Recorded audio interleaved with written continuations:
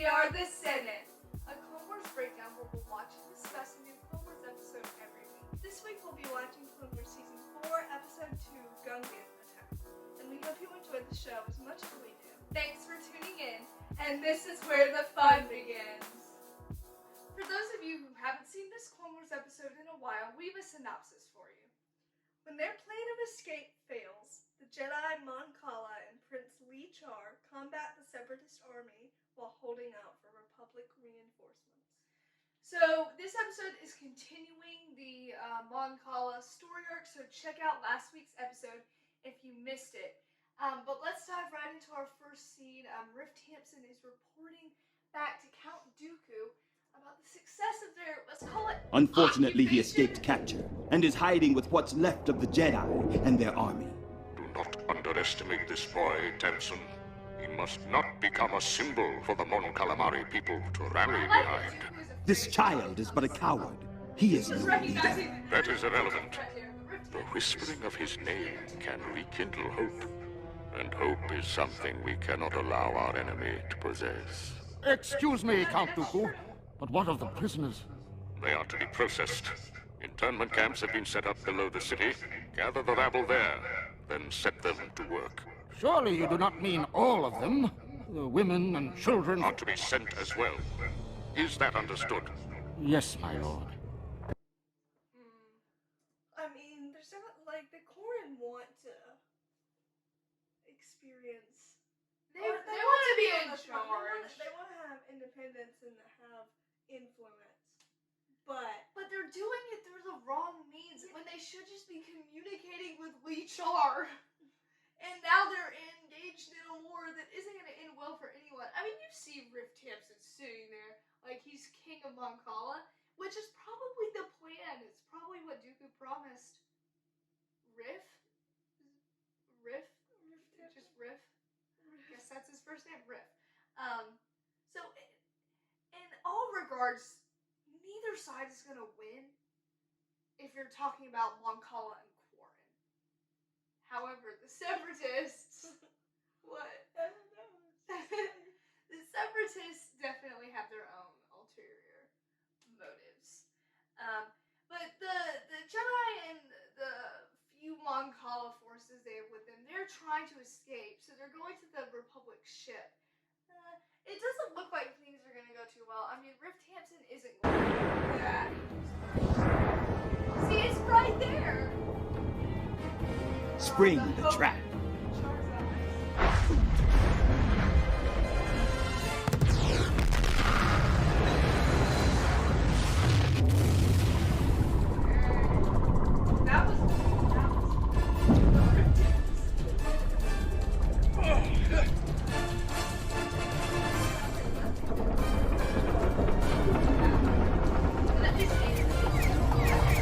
Well, Prince, how do you feel about fighting again?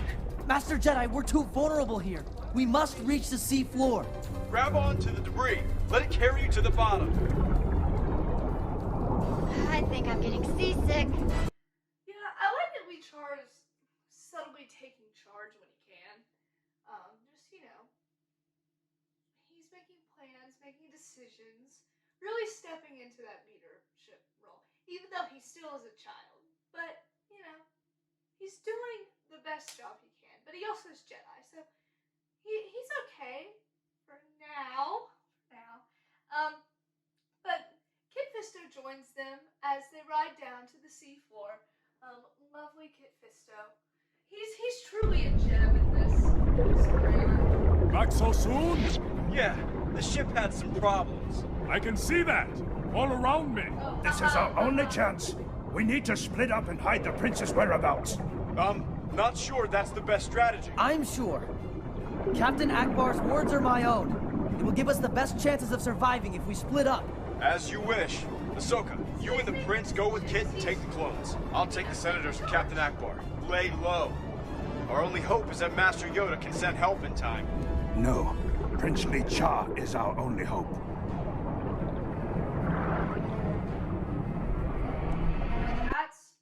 That's not a lot of pressure at all. Yeah. I mean, I guess it's wise that they split up. Just so it's not like you have everyone there at Lee Char with all the... Yeah. I think it's a pretty sound plan. Yeah.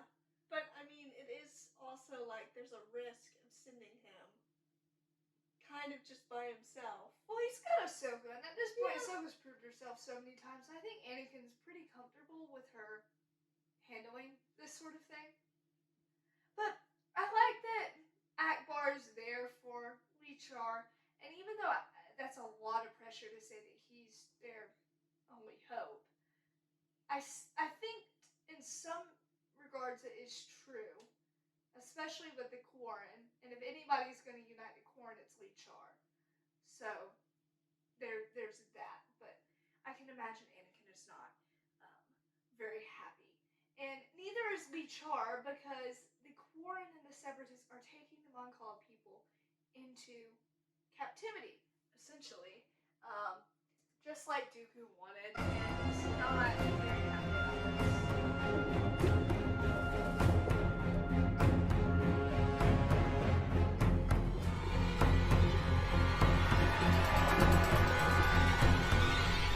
So many prisoners. Where are they taking them? To become slaves.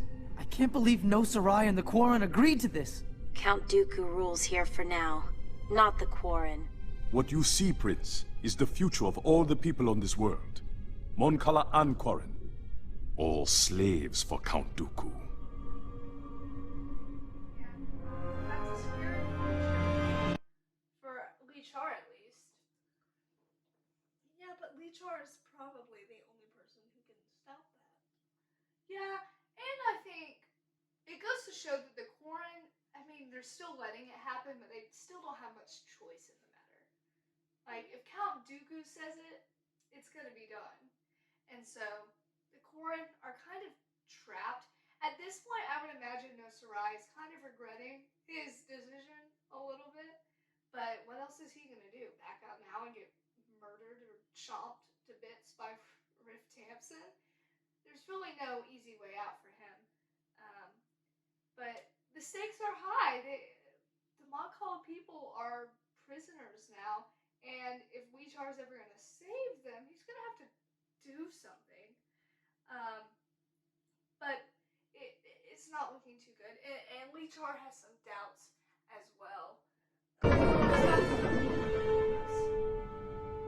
There must be something more I can do. I know it's hard, but you have to be patient. But you saw my people. I failed them. No. Remember Captain Akbar's words. You are the hope of your people. As long as you live, they will endure. I need an army. We have to fight back. You don't have to carry a sword to be powerful. Some leaders' strength is inspiring greatness in others. But my people don't even know I'm alive. How can I inspire them if they think I'm dead? I wonder. Show them we're not dead. It's as simple as that, really. I do appreciate that he is kind of struggling with the idea of how is he supposed to help his people when he really doesn't have an army. He doesn't have a substantial enough force to actually take down the Separatist occupation. But still, I think Ahsoka's a good mentor to him. Just because Ahsoka's had to deal with a lot of impatience and just an eagerness to fight, and I think in this situation, that's the last thing they need. They have to be smart about what they do, or else if they lose Lee Char, then they lose their only hope, and until Leia at least. But I can imagine it's even more on his shoulders, but Ahsoka does try and be comforting. Anakin would be way worse, so at least it's Ahsoka, and not Anakin. However, reinforcements do come for the Republic in the form of the Gungan army, which it's pretty convenient that they got the Gungans, because on a Mon-Cala world, you're gonna need some Gungans. So the Gungans do come, and it looks like the tide might be turning.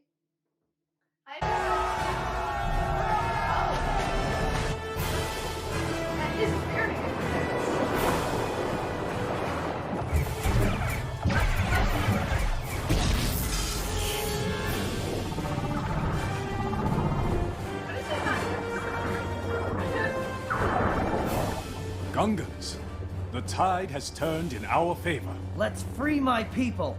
Attack! I like that he's short. He's just like, attack! Swim.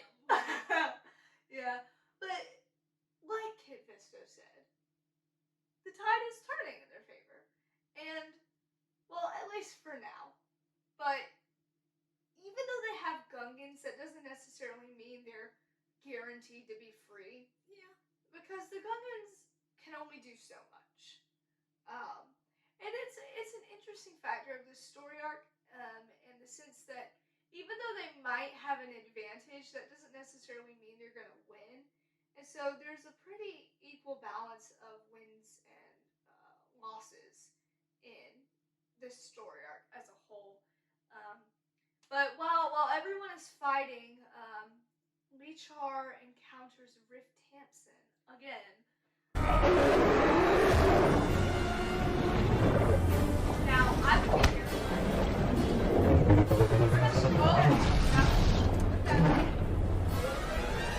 Yeah, you can barely see it. And it's a shark that's coming. That's quite scary. I wonder if it's actually he's quite terrifying. Oh my gosh, he charged. That was go get this stuff. Okay there, Riff Tamsin. Mixed with the animation and the sound. I don't like the sound of his jaw cracking into place. Yeah. Unfortunately, they do lose. Kid Fisto, Anakin, Padme, Senator Tails, all of them are taken prisoner. The only people who escape are Ahsoka and Lichar. So things are looking so bad for them, and it's really sad, honestly. Or Lichar. Yeah, and Lichar doesn't feel very good about it either.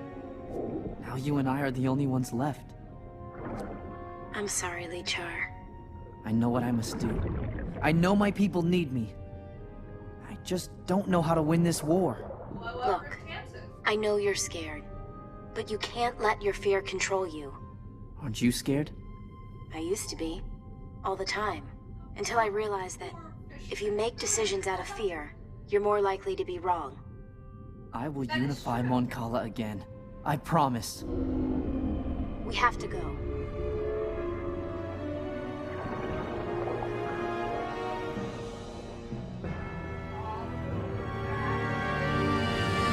Lichar. Yes, poor Lichar. But Ahsoka is teaching him a valuable lesson not to act out of fear. And we'll see him step into his role as a leader more throughout the rest of the story arc. But this was another great episode, and I can't wait to see what comes next. Thanks for watching! Please leave a comment, turn on notifications, and hit the subscribe button to